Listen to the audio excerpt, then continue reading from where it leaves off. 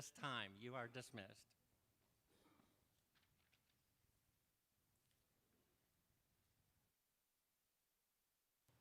Good morning, North Augusta Church.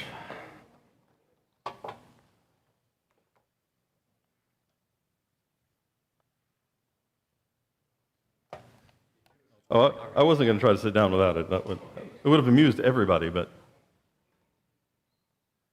I knew it wasn't exactly back there yet.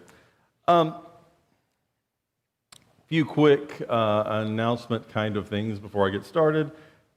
We have a game night coming up that's going to be next Sunday evening, and we are going to have a brief planning meeting in the kitchen for anybody who would like to help out with that immediately following services. So it won't be a long meeting, but if you're willing to help make that event happen, then just as soon as we get done, meet me in the kitchen. We'll have a very brief meeting, but it will be helpful if you can do that.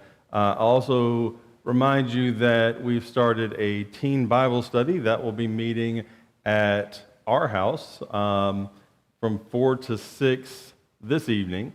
If you don't know where my house is, ask me and I'll tell you where my house is. So hope that your teens can be a part of that. Also, we're going to go ahead and extend, we've had really great response to the backpack challenge that we're doing, where we're putting together these backpacks with warm winter items for sort of unhoused people in the area. But we do still need a few things. We're going to go ahead and extend that deadline until next Sunday, which is November 19th. And we're particularly in need of, we're going to publish an updated list that shows kind of what we've got and don't need as much anymore. But I can tell you we're still in particular need of like rain ponchos, not asking you to go out and get something super like expensive from like Bass Pro Shop or something, but just a basic rain poncho. Hot hands, hand warmers. If you've ever seen those, you can usually find them in the camping section of sporting goods at Walmart or something. And they're just these little inexpensive packets, but you open them up, they stay warm for several hours. People are able to warm up their hands. It's a good thing to have in there. And we're still in need of a few wool blankets. And if you particularly pay attention to their size, because we really want them to be able to roll up and be placed in the backpacks. So if you would like to help with any of those things, and of course, you can always donate money if you want to fill in sort of the items we don't have. If you don't have time to go shopping, there's a code that we put out online and that's on the flyers in the back that you can just scan with a camera on your phone, and that'll take you to a page where you can do a direct donation. So those are the things I need to tell you about before we get started. If you'd like to follow along in the YouVersion Bible app on your phone or tablet or whatever you happen to be running that on, open up that app, go to Events in the menu. You'll see our church pop up first. Click on that, and those are our sermon notes. I am 47 years old for a few more weeks until January 12th. And one of the things that's happened in the last few years is there was one day where I saw a pair of reading glasses laying around when I was in a group of people, and I put them on as a joke.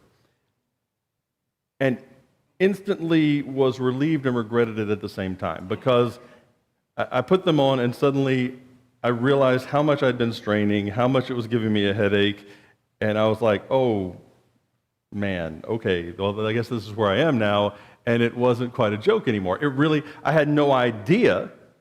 It sort of happened so subtly, because, you go and you renew your driver's license, and they make you look in the little adult viewfinder thing where you have to read off the letters to them, and I was like, I was seriously thinking, this one's broken. And I kept having to adjust my face, and I finally got enough of them right that they gave me my driver's license. But then the reading glasses thing happened, and I just could not deny it anymore. And then I started looking it up on the internet, and this was one of those things where you expect it to say, well, for some people, they might. And it goes, man, mid-40s, this is what will happen, and you will need these. And I was like, that's where we are. And it's been sort of it's been an interesting experience, because I haven't worn glasses my entire life.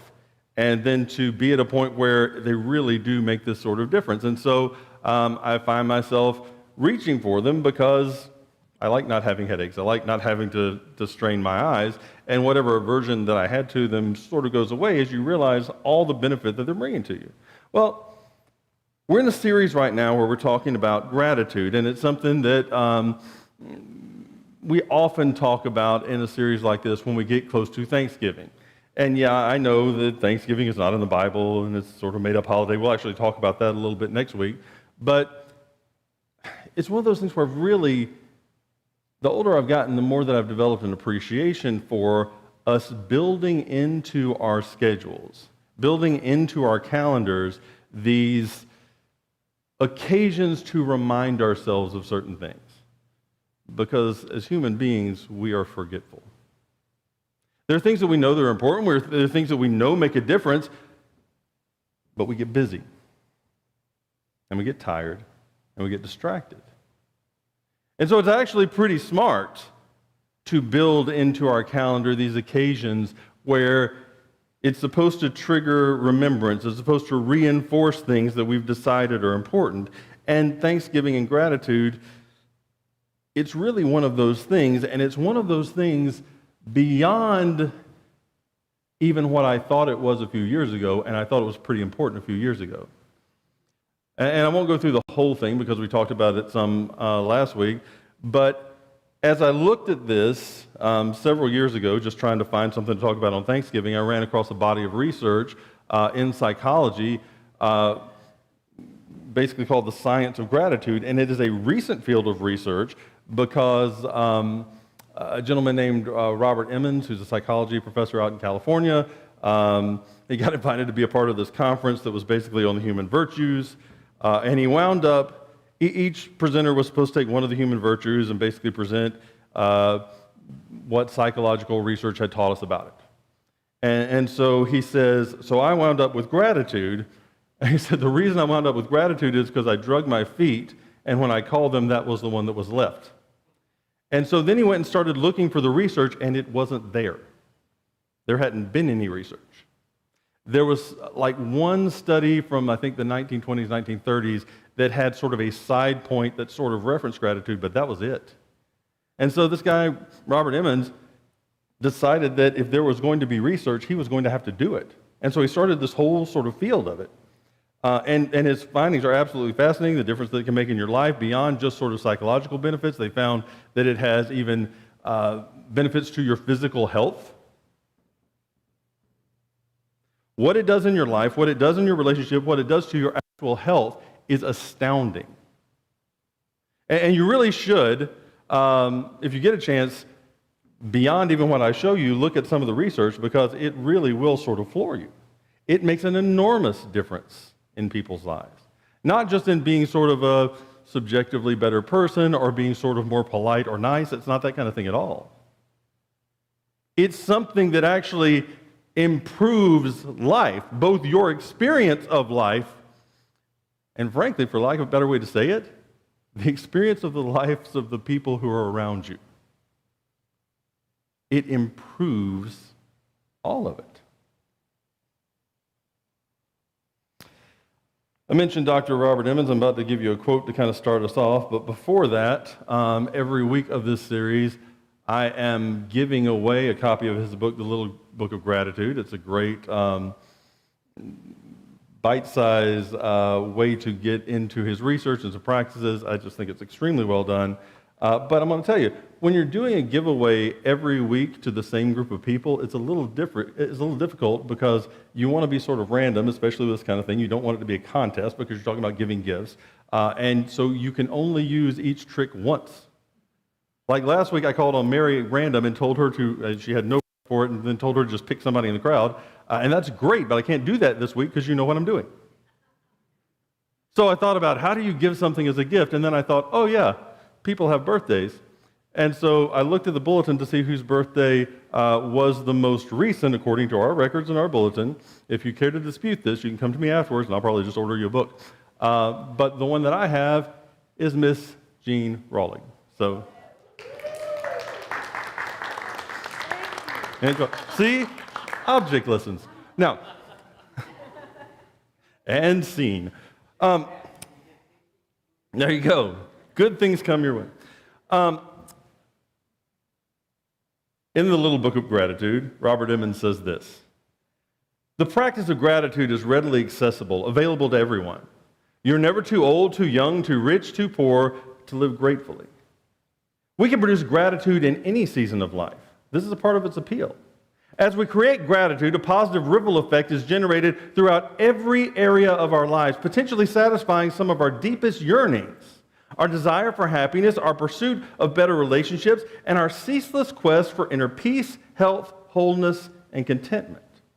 Yet, the grateful state of mind, as accessible as it is, can be fleeting, difficult to sustain over the long haul unless practiced with attention and intention.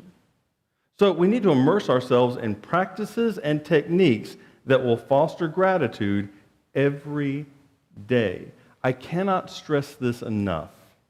And I don't know why this kind of flies in the face of the way our culture kind of thinks about things, but it really is not the case. Like, if you listen to me and you go, okay, or you look at Dr. Emmons' research and you go, okay, I can see how gratitude benefits us. I can see, and I want to have that kind of life. So you know what? I'm just going to be more grateful. I've made a decision. That's great. It won't work. There's not a little switch you can flip. In order to change sort of our habits, our perspective, everything else like that, what we have to do, and this is true of just about all spiritual formation, we engage ourselves in practices and disciplines that do not come for us, don't come to us naturally. We decide to start doing things in our lives that are formative. Now, is that just like some equation? Is that no? We believe that God is involved in that any change that happens is God molding and shaping, but this is how we make ourselves available to that. This is how because God doesn't force that on us, this is how we engage with the change that God wants to bring into our lives. And so we decide, I'm intentionally going to do this. And through this series, we're presenting a bunch of different practices to you. We're doing this year. We're challenging you to do the gratitude bingo thing. I will talk about that a little bit later, but it lists a bunch of different practices. And I will say this about it, though. There is a difference between you going, okay, I want to be more grateful, and so at the end of the day or after 2 or 3 days, you happen to see where you taped it to your refrigerator or something. I don't know why you're using tape on your refrigerator. You probably have magnets. But you see it and you go, okay, let me think back through my day. I did this. I guess that counts for this one. And so I'll mark that one off.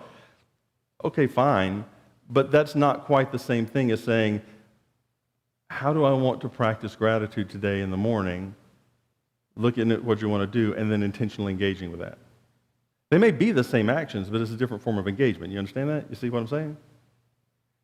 So, to develop this kind of gratitude in your life is going to take us deciding to do things that don't just come to us naturally. And the thing that psychology and social science tells us is that if you want to establish a habit in your life, it's not that hard. You just have to do something consistently for about 21 days, is what science says. Do something consistently for about 21 days and it becomes a habit. So if you want to become a more grateful person, if you want gratitude to come more naturally to you, and Emmons proposes this, practice gratitude for 21 days and see what happens.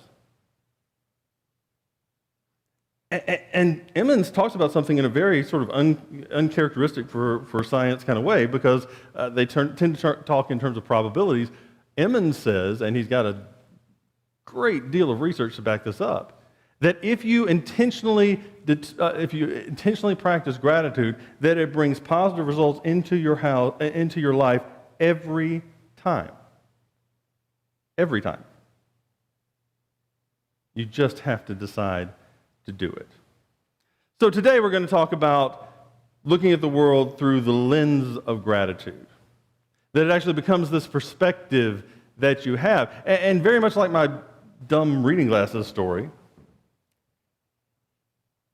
there really is this phenomena that when you start looking at the world and seeing the world through the lens of gratitude, that the same world in some way, now it can bring better things into it too, but the same world that you're living in looks different.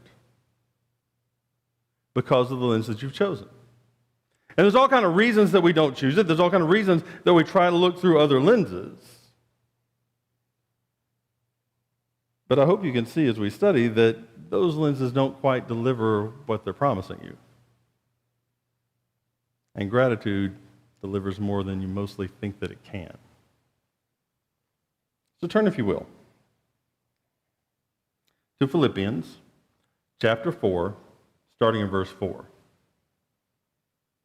Philippians chapter 4, starting in verse 4.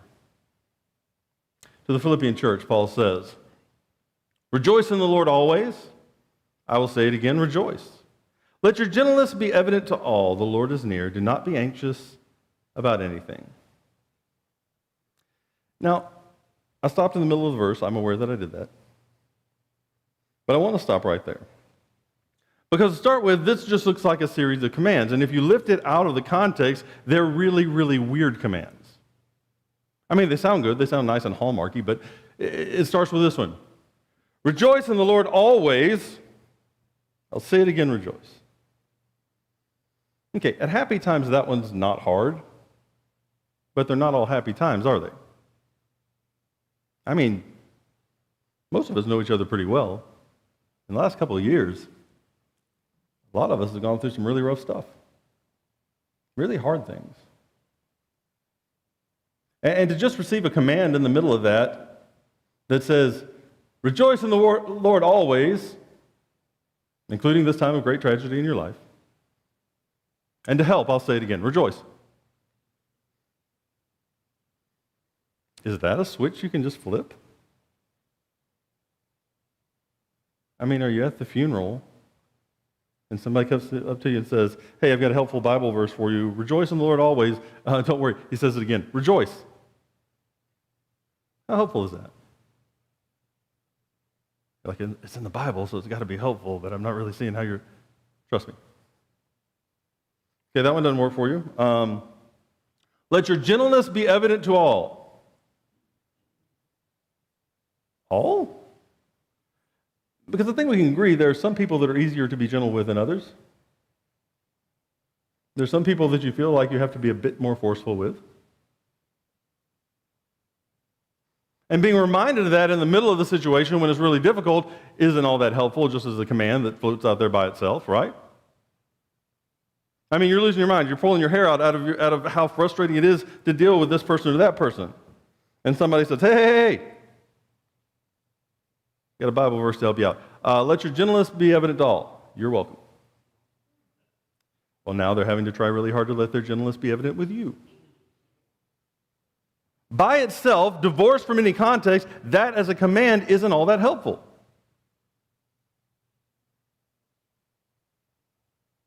Oh, but here's the kicker. Here's the one that's even more difficult to get down. Do not be anxious about anything. I want you to think back over your life.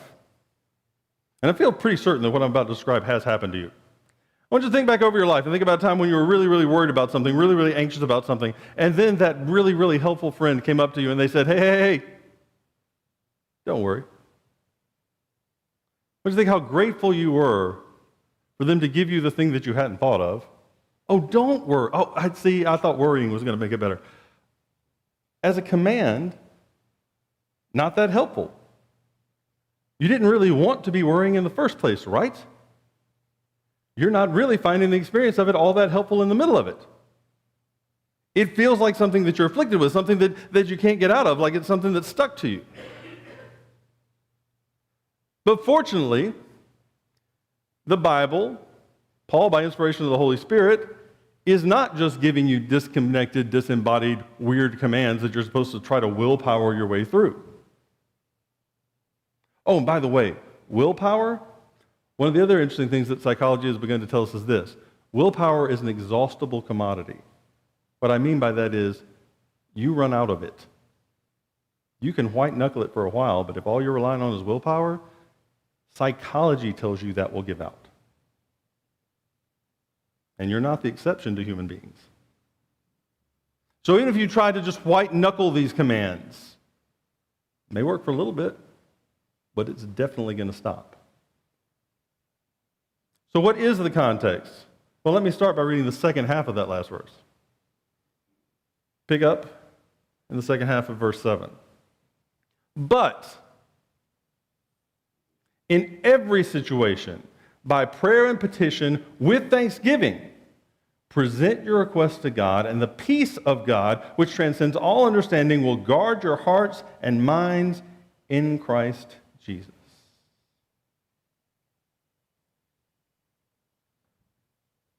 So,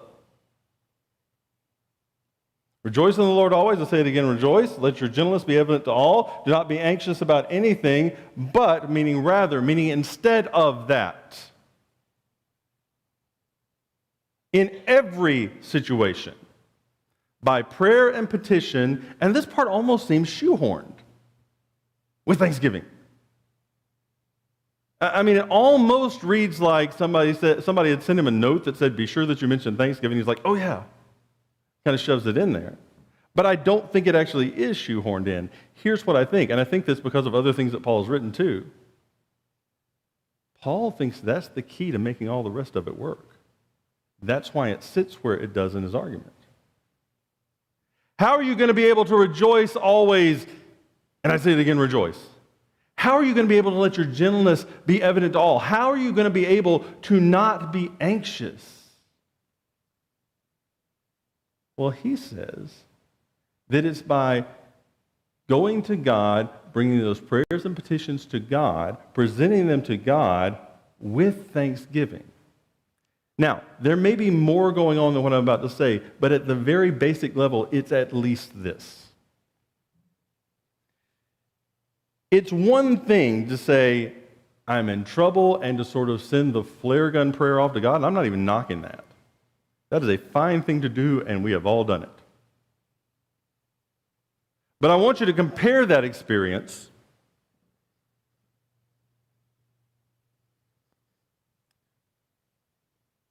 to when you start with thanksgiving. True gratefulness. And you see this in biblical prayers all the time.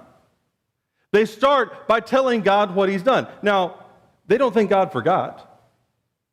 They're not reminding him. They may be reminding themselves. Matter of fact, I think that's a big part of it. See, when you go through the process, and this works in the relationships with other people in your life too, when you go through the process of expressing gratitude, of going back and thinking and documenting the things that God, in this case, that God has done, the ways that God has come through in your own life. And frankly, we've got a good bit more history where we see where God has come through, what God has done. When you spend some time chronicling that, when you spend some time reflecting on the goodness that God has done in your life, the difference that has been made for the good by the God who acted out of his own beneficence, out of his own goodness, then when you bring your request to that God who has showed up, who has done good, who continues to rain down blessings, who all good things are a gift from the Father of heavenly lights, who does not change like shifting shadows. And you remember that that's who you're bringing your request to. It doesn't make God a genie in a lamp where he's just going to grant whatever wishes you're asking, but you remind yourself of the goodness of the God that you're going to. And you can have a lot more trust in that God than just sending off a flare to whatever power happens to be there. You understand? It's a different context that you're asking in. You're going to the good God who's come through for his people, who's come through for the world, who's come through in your life. And I may be asking the same question to him. I may be bringing the same thing to him. But that's a different experience. So, in all of these situations, in order to help you be gentle, in all of these situations, in order to help you rejoice, in all of these situations, in order to help you not be anxious, it's important, yes, that you bring the prayers and petitions and requests to God, but that you do it in the context of thanksgiving. Because that's what alleviates the anxiety and the lashing out to try to take control of your situation and the people around you who are being so frustrating. And that's what keeps us from rejoicing, what keeps us ruminating on the bad.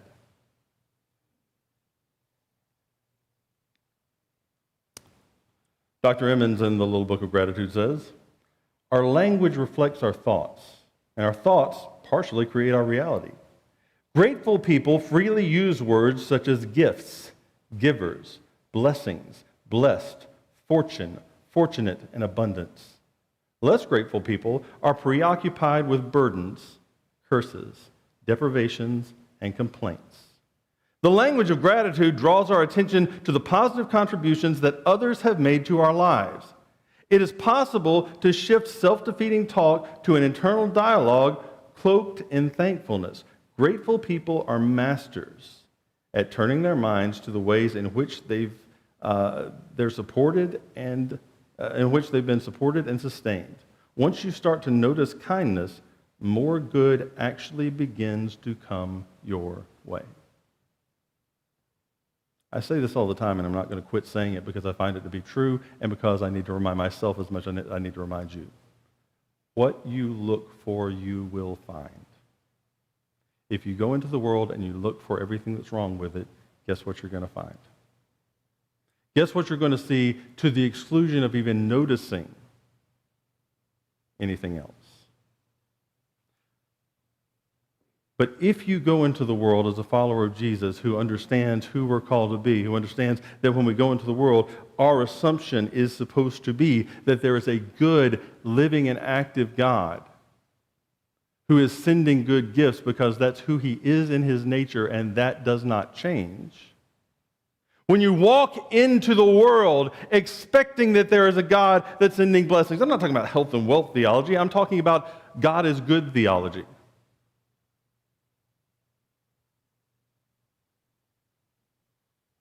When you go expecting that there will be blessings, expecting that there's an active God who at his core is good, who's the God we see most clearly in Jesus, guess what you're going to find? And the curious thing is, it's actually not the case that if you put on the lens of gratitude and go into the world that you don't see the bad things. It's that they have a different context. A while back when I was looking for a different reason, I ran across an article by, it was an interview actually in The Atlantic, an interview with a guy named John Gottman. We've mentioned John Gottman before. He is one of the most preeminent marriage and relationship researchers that's out there. I like him for a number of reasons. One of them is that he approaches it not as, I got some theories, let's see if they work. He approached it as a guy who, as he was finishing up grad school, he and a friend of his realized that they did not understand relationships with women at all. And so they decided to start, with the people's knowledge and permission, observing actual couples. And so they would bring them into an apartment. They would have parts of the apartment. They would wire up things to measure their heart rates and stuff. And so he just watched. And they documented, and they started to discover things that were true about successful, thriving relationships and things that were true of relationships that weren't. And they decided that the crazy thing about it is, no matter where you are, you can decide to move. You can decide to do the things that successful relationships do and make your relationship more successful and fulfilling. Now, I bring all of this up now, not because we're going to have some kind of subset about marriage advice, although you can certainly apply it that way. He said something in it that applies way more broadly, and that's very relevant to what we're talking about. At one point, the interviewer asked him, hey, okay, so I'm convinced you are one of the experts on marriages. I'm writing this article. What is one thing that you could tell me that if people started doing it right now, something that they can actually start doing right now, that would make the biggest difference in their marriage? And Gottman apparently didn't even have to think. He said, oh, I can tell you. The one thing that people could do right now that would make a huge difference in their marriage is this. Start looking for what your partner is getting right. Start looking for what they're doing that's good. Make a decision to look for it. He didn't tell you to ignore bad things. He didn't tell you any of that. He said, start making a decision to look for that. And he says, the fascinating thing that we found is that when people develop a critical eye for their spouse, they literally miss, do not register, do not process 50% of the good things that are happening in that relationship that a third party would observe. They don't even register. And he says, when you develop a grateful perspective, when you develop this perspective of gratitude where you're looking for the good, you're looking for what they get right, it's not that you miss that bad stuff. It's that you see the 50% that you can't see otherwise. And you have a new context to process this in. Now, I'm going to go ahead and propose to you that that's not just true of marriages. I think that's true of every relationship you got in your life. I think that's true of your relationship with life and reality itself. What you look for, you will find. And if you develop a critical eye, if you develop an eye where you're just looking for what's wrong, and we are all susceptible to it. I've looked at this stuff so much, and I buy into it so much, and there are still times, a lot of times, where I find myself sliding into this other perspective. And the fascinating thing that Gottman says is, everybody thinks, they move into this critical state of mind because they think that that's how they get a grip on reality. They think that's how they make sure that they're working to protecting their own happiness. And he says, and the fascinating thing is that's not true at all. The fascinating thing is that the research says that the grateful state of mind is actually a more realistic view of reality. Or here's the way he says it, a more accurate view of reality. Because to take on the critical role, you're literally missing 50% of the good things. What you look for, you will find. And one of the cool things about these various gratitude practices and when you try to do them is the more that you try to do them, the more that you establish the habit, the more you enter into the day with eyes to see. Simple example that I talk about a lot is if you do the dinner table one, where just when everybody sits down for dinner, your family sits down for dinner, and you all know that you're going to share at least one thing that happened that day that you're grateful for. The curious thing is you start your day, you go through your day looking for the thing that you know you're going to talk about being grateful for. And what you look for, you will find.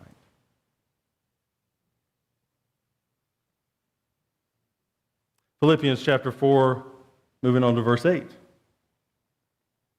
Finally, brothers and sisters, whatever is true, whatever is noble, whatever is right, whatever is pure, whatever is lovely, whatever is admirable, if anything is excellent or praiseworthy, think about such things. Whatever you've learned or received or heard from me, or seen in me, put into practice, and the God of peace will be with you. So, notice this connection in both this passage and the one we read before it, between thankfulness or gratitude and peace, or having the peace of God. Actually, if you think back to even last week, that connection comes up over and over and over again. And it's not, all right, so here's the arrangement. You give me some gratitude, and in exchange, I'll give you some peace, but you got to earn it with the gratitude. No, that's not what it says. It says, when we do these things, when we live this way, what we will find is the peace of God will be with us. You will have the peace of Christ. The God of peace will be with you. Very similar to how we talk about the fruit of the Spirit, that's not a list of things that you do so that the Spirit will show up. This is what the Spirit produces when it's there. You understand what I'm saying? It's really saying these are the byproducts, these are the, not even byproducts, these are the products of gratitude being present in your life. When you become grateful, what you will find is this is the fruit of gratitude in your life, the fruit it bears. It's not a transaction, but it's a realization of how much good comes into your life that frankly was beyond your control. And that flies in the face of our Western mentality where we all want to pull ourselves up by our bootstraps, but here's the thing, and I cannot stress this enough. The psychology and the research is irrefutable on this point. It is impossible for a human being to feel entitled and grateful at the same time. You cannot do both. Anything that you feel entitled to, you cannot feel grateful for. Now, for people who believe that all good gifts come from the Father of heavenly lights who does not shine like such shadows, for people who walk into reality expecting that God is there and that when good things come into their life, big or small, that God played a hand in that because that's the kind of thing God does,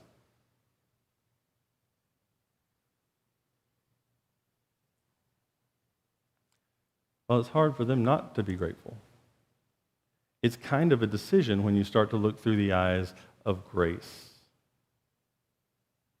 That we're not talking about entitlement anymore. We'll talk about that some more next week.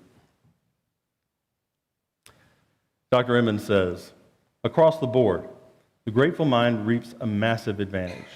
As we have seen, the results of rigorously conducted studies have given us a glimpse of what life can look like when a person is gripped by gratitude. However, to experience the sustainable benefits of practicing gratitude, we must become habitually aware of gratitude-inspiring events and circumstances, and then declare and share those with others.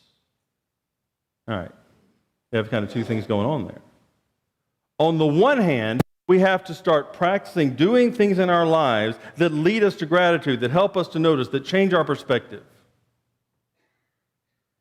Because left to our own devices, that's not the way we drift. You understand? You don't accidentally wind up there.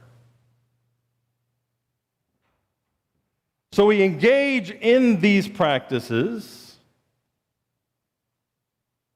but then Emmons adds this other thing that came from the research. And then we declare and share that with others. Have you ever been around somebody who just like oozed gratitude basically out of their pores? Like they were grateful to be in the world. They were grateful to be alive. A lot of times after a traumatic event or if somebody has like a death scare or something, if you're around them after that, they're just grateful for everything. And they are almost intoxicating to be around. They've developed an appreciation for things that the rest of us are taking for granted. It's important for us as we make moves to become more grateful people because as children of God, as followers of the God most clearly seen in Jesus, of course that's what we'll be. An important part of that, an important part of partnering in each other's formation is to then declare and share the things that we've seen to be grateful for to one another. And sometimes that's recognizing the role that somebody else played in your life and letting them know that you recognize it, that you documented it, that you see. And that is way more important than we act like it is. Important for them and important for you to say it because even that is formative. To be the person who actually bothers to thank people. How crazy a sentence does that sound, but that's where we end up. And to be a person who reminds other people through the stories we tell and what we talk about, that this is our Father's world and it's full of blessings and goodness if you have eyes to see. To remind each other through what we've seen. To remind each other what we ought to be looking for. So I mentioned this before. We are playing gratitude bingo right now. The way that works is I have different activities. There's a stack of them in the back if you need to get another one, or we send them out online. There's a link in the notes on YouVersion that you can click on. You can download your own. It's printable. But basically how it works is this. What I would prefer is that you spend the week and you go through and you decide which ones you want to do. And frankly, if you never get bingo, that's fine. They're just there. Some of the activities are repeated. But because you're going to connect with some practices more than you are others, and that's not even going to be uniform because somebody else is going to connect really well with practices that you don't connect with. So give them a try because you don't know what works till you try them. You decide what you want to do, and then you do it that day, and then after you've done it, you mark it off on the card, and the sort of soft intention is that you would try to get some in a row, either diagonal or straight across, straight down, where you would eventually get bingo, but that part is way less important to me. What's important to me is that we're intentionally trying to engage in gratitude practices, tangible gratitude practices. And so those are in the back, or you can download them. And bingo may be a fun way to get us through it, but the idea is that through these 3 weeks, through these 21 days, that we are intentionally practicing gratitude to develop it as a habit in our life. The intention is that through this you would find which ones really you connect with, which really cultivates gratitude in your life, and that you would decide, with nobody checking your homework, which ones you are going to integrate as a part of your life from now on as we continually strive to become more grateful people.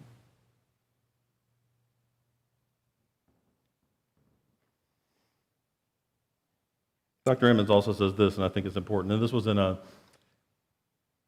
actually reached out to Dr. Emmons when I ran across this research, and he was very, very gracious and communicated with me a lot back and forth about trying to do this with the church and just some of the advice he gave me.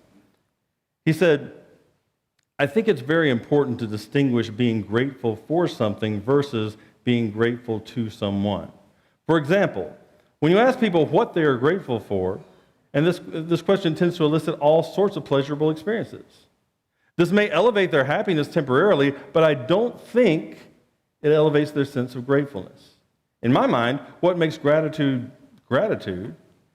is that it involves a gift, a giver, a receiver or benefactor, a benefit, and a beneficiary.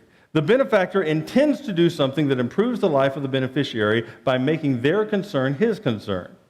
You just don't have this three-part sequence when you're grateful for something apart from the agent who did the giving. The coffee, for example, doesn't intend to wake me up, make me think more clearly, energize me, etc. So no matter how much I might delight in it, I might be grateful to my wife who brings me the coffee in bed. Yes, she does, and yes, I am. Or to the barista who knows my name and how I like my lattes. They do, but not to the coffee itself.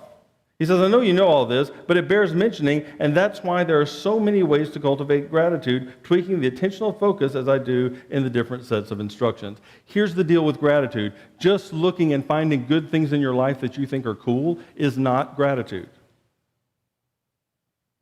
I'm not necessarily saying it's a bad activity, but just pointing at stuff and saying, yay, that's there, isn't gratitude.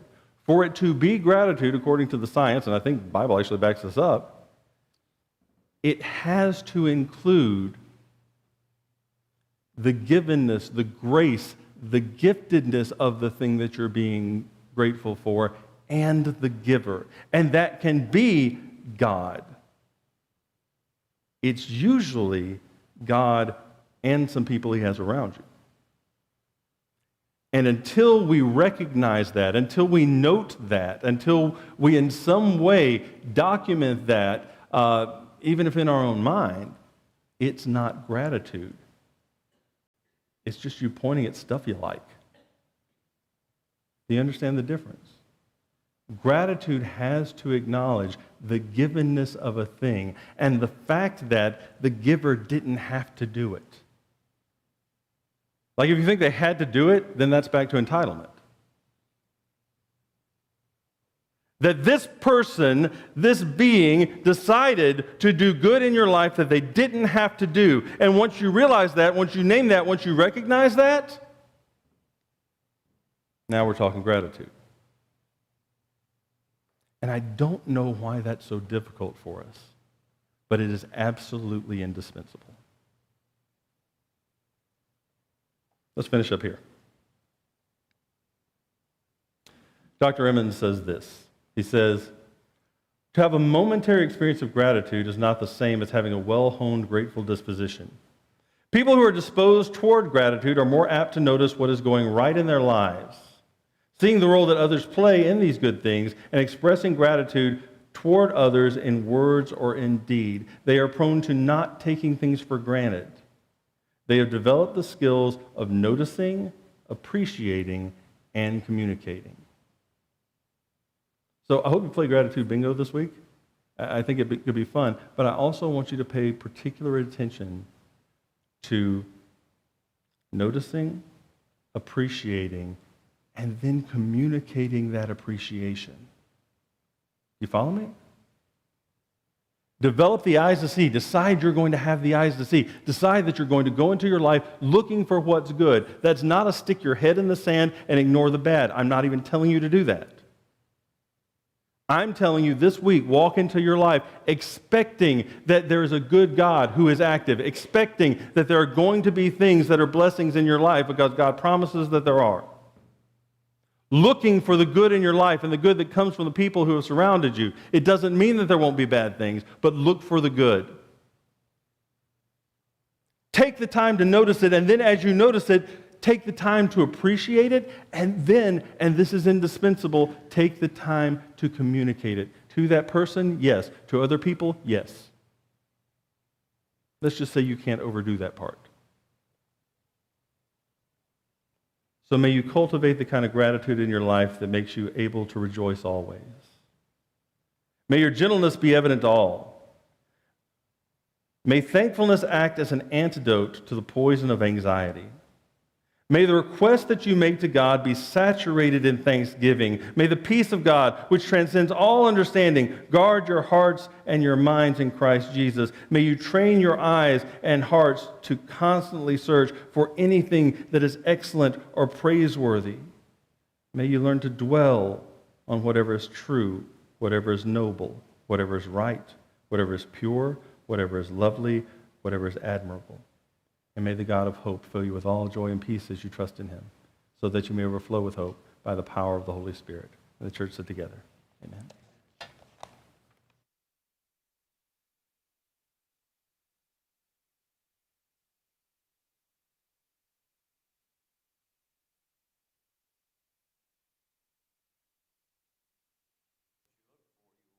Fine.